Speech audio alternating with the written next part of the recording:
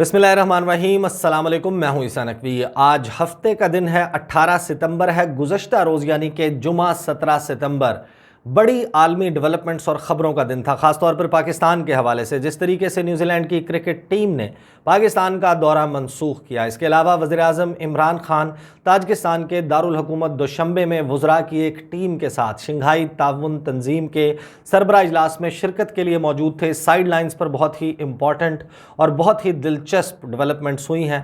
साथ के साथ यूरोपियन पार्लियामेंट ने एक नॉन बाइंडिंग रेजोल्यूशन, एक करारदाद मंजूर की, जिसमें पाकिस्तान का तज़किरा मनफी अंदाज में किया गया, पाकिस्तान पर इल्ज़ामात लगाए गए, उस पर पाकिस्तान ने बड़ा स्ट्रांगली रिएक्ट किया है।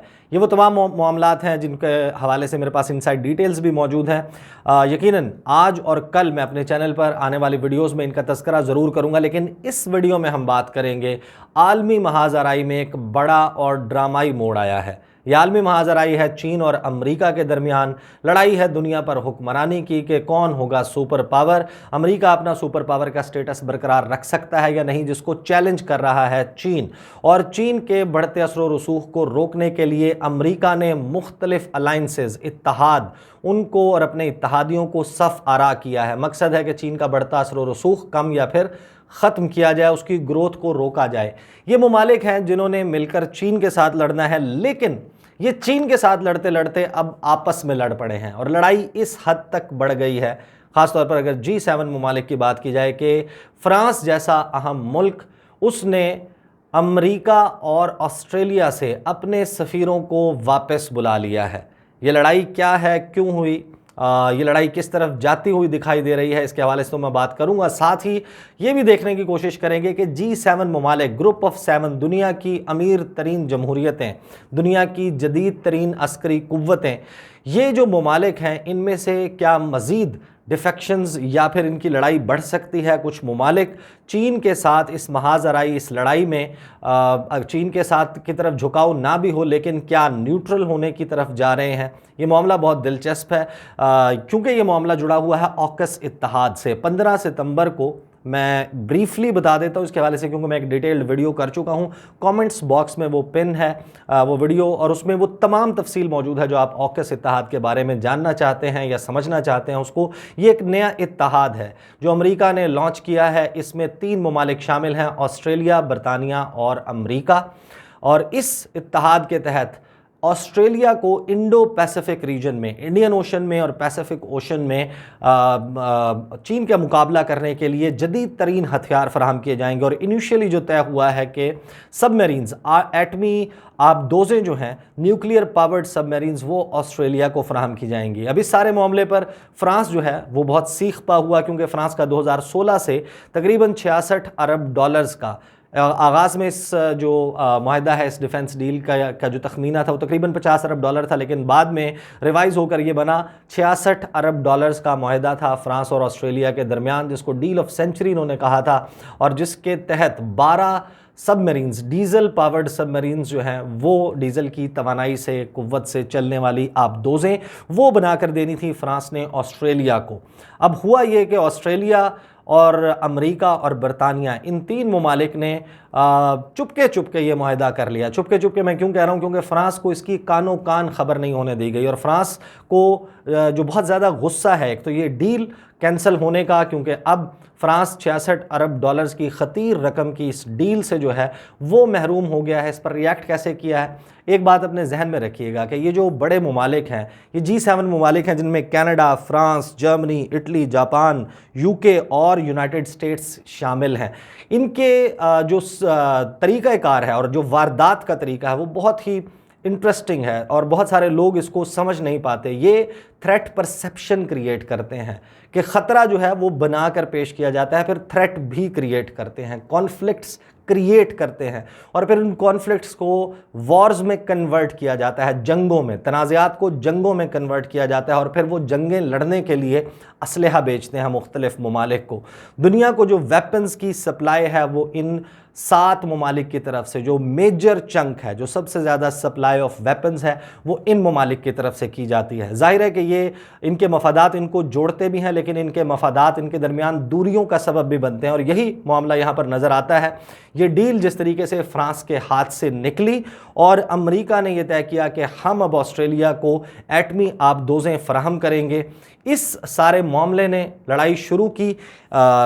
रिएक्शन मैं आपके सामने रखता हूँ। उससे पहले बहुत सारे लोग क्योंकि फ़्रांस में भी देखते हैं, उनको अंदाज़ा है कि जो फ़्रांस है उसके मुआशी हालात ख़ास तौर पर 2018 से कुछ यानी कि डोल रहे हैं, मईशत उनकी थोड़ी सी डोल रही है, मामलात थोड़े से बिगड़े हुए नज़र आ रहे हैं। जो येलो वेस्ट्स मूवमेंट है, पीली जैकेटों वालों की तहरीक, उनके तकरीबन 42 मुतालबात हैं कि जो मिनिमम वेज है उसको बढ़ाया जाए, और ये सारा मामला जो है वो क्रूड ऑयल की प्राइसेस कम होने से शुरू हुआ था, और फिर हमने देखा कि पूरे फ्रांस में और फिर मुख्तलिफ दीगर ममालिक में भी येलो वेस्ट की जो तहरीक है उसका सिलसिला फैला। लेकिन फ़्रांस को फाइनेंसेस की ज़रूरत है, पैसे की ज़रूरत है, और फ्रांस के सदर इमैनुअल मैक्रॉन इस डील के ऊपर बहुत ज़्यादा बैंक कर रहे थे। मुख्तलिफ ज़ाहिर है कि वो डील्स हैं, लेकिन ये डील बहुत अहम थी उनके लिए। पैसा आना था फ्रांस, और बहुत सारे जो मुआशी मसाइल हैं उनको हल करने की उन्होंने सोचा हुआ था। वो सारा मामला जो है वो बिगड़ गया।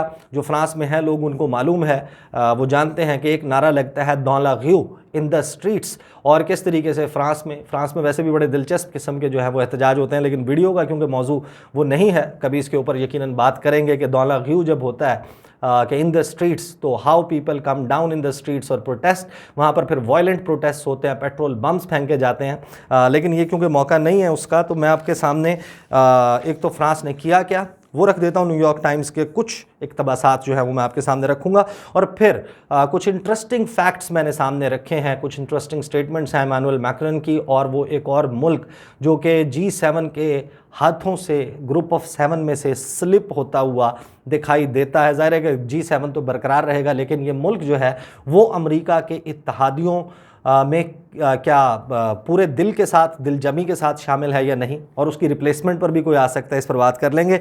न्यूयॉर्क टाइम्स कहता है जी, France announced on Friday that it was immediately recalling its ambassadors to the United States and Australia in protest of President Biden's announcement of an agreement to provide nuclear-powered submarines to Australia without consulting French officials।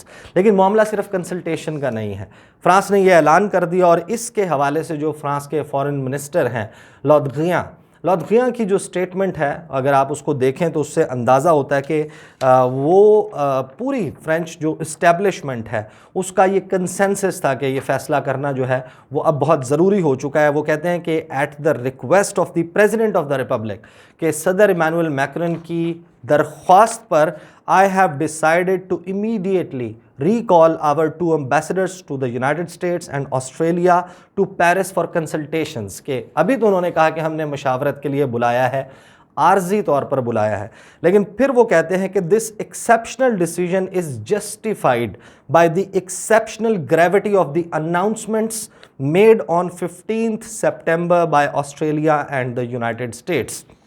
कि ये जो गैर मामूली फ़ैसला करना पड़ा सफ़ीर वापस बुलाने का, ये उस गैर मामूली ऐलान की वजह से है जो कि अमेरिका ने किया। और इसके हवाले से लॉदगिया ने एक जुमला कहा जो कि मशहूर भी है अब उनके हवाले से, कि it's a stab in the back, कि अमेरिका ने और ऑस्ट्रेलिया और बरतानिया ने फ्रांस की पीठ में छुरा घोंपा है इस डील को इस तरीके से अनाउंस करके, क्योंकि इसमें ख़ास तौर पर जो फ्रेंच ऑफिशियल्स हैं जो गुफ्तगू कर रहे हैं, उनके फॉरेन मिनिस्टर भी इस बात का इजहार कर चुके हैं कि हमारे साथ सबसे बड़ा मसला ये हुआ कि हम इत्तेहादी हैं, अमेरिका के, ऑस्ट्रेलिया के, बरतानिया के, मुख्तलिफ अलाइंसेस में इनके साथ बैठते हैं, लेकिन हमें कानो कान खबर नहीं होने दी। हमारी इंटेलिजेंस एजेंसीज़ जो हैं वो भी इस बात से लाइल्म थी, और इस डील के अनाउंस होने, इसका ऐलान होने से चंद घंटे पहले फ्रांस को ख़बरों के ज़रिए जब ये मामला लीक हुआ प्रेस में, अमेरिकन मीडिया और ऑस्ट्रेलियन मीडिया ने इसको रिपोर्ट करना शुरू किया, तो फिर फ्रांस के ऑफिशियल्स को पता चला कि हमारे साथ तो ये वारदात हो गई है। अमेरिका हमारी एक बहुत बड़ी डिफेंस डील जो है उसके ऊपर डाका डाल चुका है।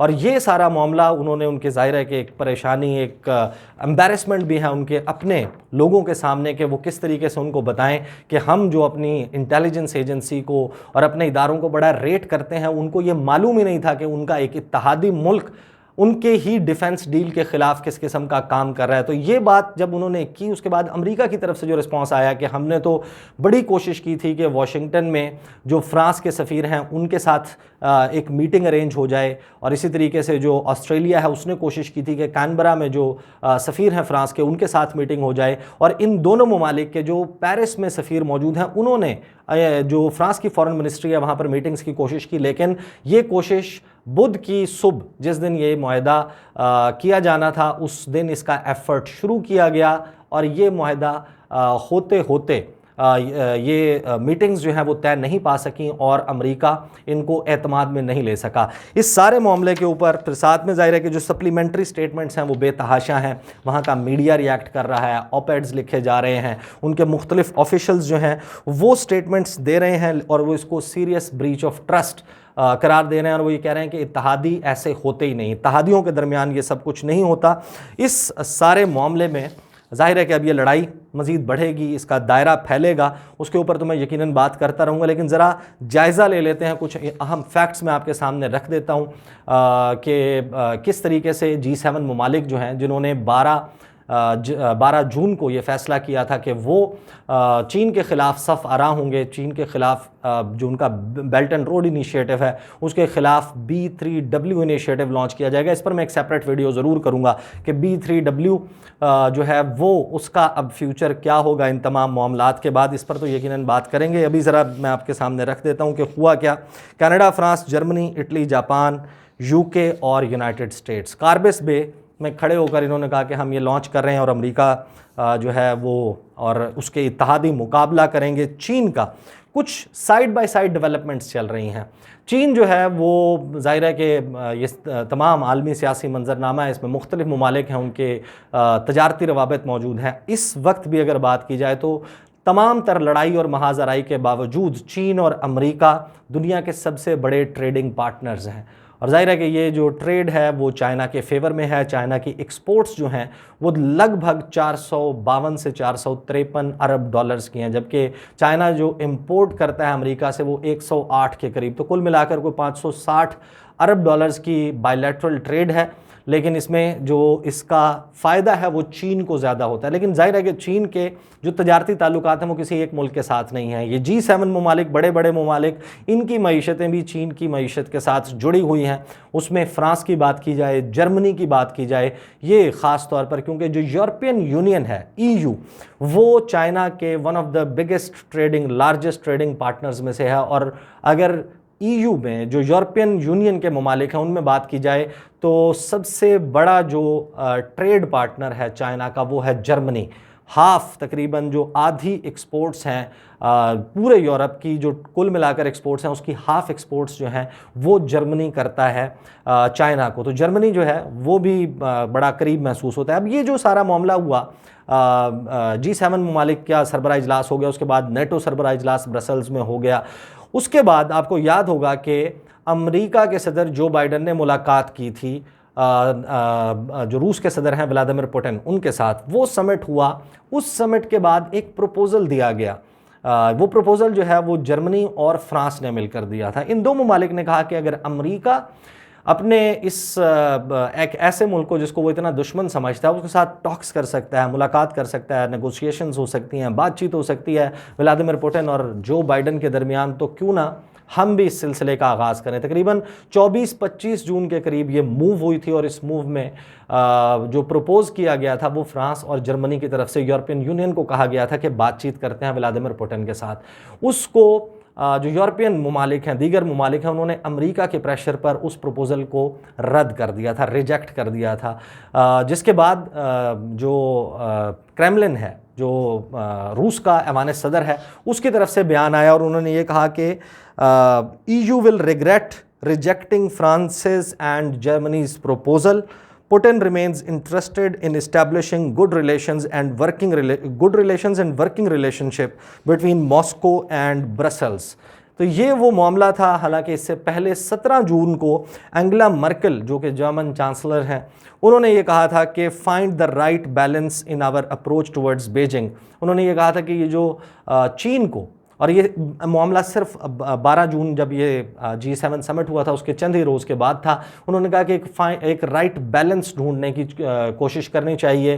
जो अप्रोच है G7 ममालिक की और दुनिया के मुख्तलिफ ममालिक की चीन की तरफ, ना उसको बहुत ज़्यादा ओवर एस्टिमेट किया जाए, ना ही चीन को अंडर एस्टिमेट किया जाए। इसी तरह जो इमैनुअल मैक्रन है फ्रांस के सदर, उन्होंने फरवरी के महीने में ये कहा था कि European union should not gang up on Beijing, कि ये गैंग बनाकर बीजिंग के ख़िलाफ़, चीन के ख़िलाफ़ जो है वो सफ़ आरान नहीं होना चाहिए। ये इमैनुअल मैक्रन कह रहे हैं। तो वाज़े तौर पर ये नज़र आता है कि इमैनुअल मैक्रन हो या एंगेला मर्केल, बेसिकली फ़्रांस हो या जर्मनी, ये वो ममालिक हैं जो चीन के हवाले से यूरोपियन यूनियन में डिप्लोमेसी या फिर एक फ़िज़ा बनाते हुए नज़र आ रहे हैं। साल 2020 में बावजूद इसके कि अमरीका की सरपरस्ती में यूरोपियन यूनियन और इसमें शामिल तमाम ममालिक जो है वो चीन के ख़िलाफ़ सफ़ारा हैं और होने की बात करते हैं, लेकिन 2020 में एक ट्रेड डील साइन हुई दिसंबर के महीने में यूरोपियन यूनियन और चीन के दरमियान $अरब की ये डील।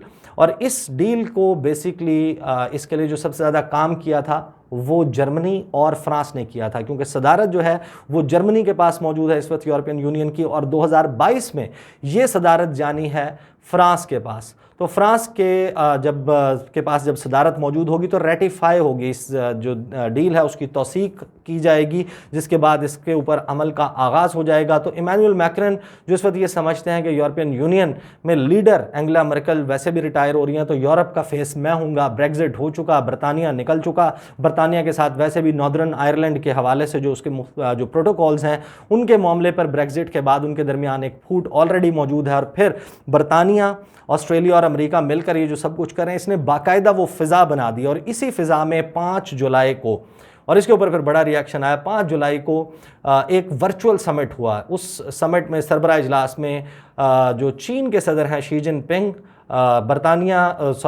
फ्रांस के जो सदर हैं इमैनुअल मैक्रन और जर्मनी की चांसलर एंगेला मर्केल, ये शरीक थे। उस पर जो बात की गई वो बहुत इंटरेस्टिंग है कि इंटरनेशनल, जो एंगेला मर्केल का ऑफिस है उसने बयान जारी किया, उन्होंने कहा कि हमने इंटरनेशनल ट्रेड के हवाले से बात की, हमने क्लाइमेट प्रोटेक्शन के हवाले से और बायोडाइवर्सिटी के हवाले से बात की। ये वो तमाम मामलात हैं जो यूरोप और यूरोपियन ममालिक जो हैं वो अमरीका के साथ बात करते हैं, और अमरीका इन तमाम मामलात पर चीन के ख़िलाफ़ जो है बयानबाजी हमेशा करता रहता है। फिर इन्होंने कहा कि हमारी जो बातचीत हुई उसमें कोऑपरेशन कोविड-19 के ख़िलाफ़, कोरोना वायरस और ग्लोबल वैक्सीन सप्लाई के हवाले से भी बात हुई। अब आपको अंदाज़ा है कि अमेरिका पूरी दुनिया में अपने इत्तेहादियों के साथ मिलकर चीन पर कोरोना वायरस का ओरिजिन होने का ढंढोरा पीटता है, उस पर इल्ज़ाम लगाता है कि चीन ने पूरी दुनिया में ये कोरोना वायरस फैलाया।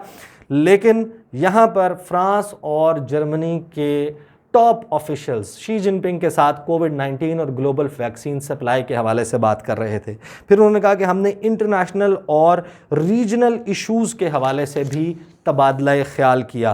तो ये बहुत इंपॉर्टेंट और बड़ा ही दिलचस्प सिनेरियो क्रिएट हो रहा है, जिसमें ये जो आलमी महाजराई है चीन और अमेरिका के दरमियान, उससे जाहिर है कि अमेरिका और उसके इत्तेहादियों के चीन के साथ तजारती रवाबित कम होंगे, और एक अपॉर्चुनिटी क्रिएट हो रही है कि वो जो तजारती जो ताल्लुकात हैं वो चीन के साथ कम होंगे। ज़ाहिर है कि वो एक गैप मौजूद है जिसको फिल इन करने के लिए जो मुल्क चाहे वो जो गैप क्रिएट हो रहा है उसको फिल करने के लिए वो चीन के साथ अलाइन हो सकता है। चीन इसके ऊपर किस किस्म की डिप्लोमेसी करता है, मुझे अंदाज़ा है कि आज की वीडियो जो है वो बहुत तवील हो गई, लेकिन मामला कुछ ऐसा था कि ये सारे चीज़ें ख़ासतौर पर जो मेरे रेगुलर व्यूवर्स हैं वो बहुत इंटरेस्ट लेते हैं, इस पर सवालात करते हैं। तो इन टोटलिटी मैंने ये एक्सप्लेन कर दिया, लेकिन ये मामला यहाँ पर थमा नहीं, रुका नहीं, चलेगा। आगे क्या होता है इसको हम देखते रहेंगे। मैं अपने चैनल पर फॉलो करता रहूँगा इंशाल्लाह।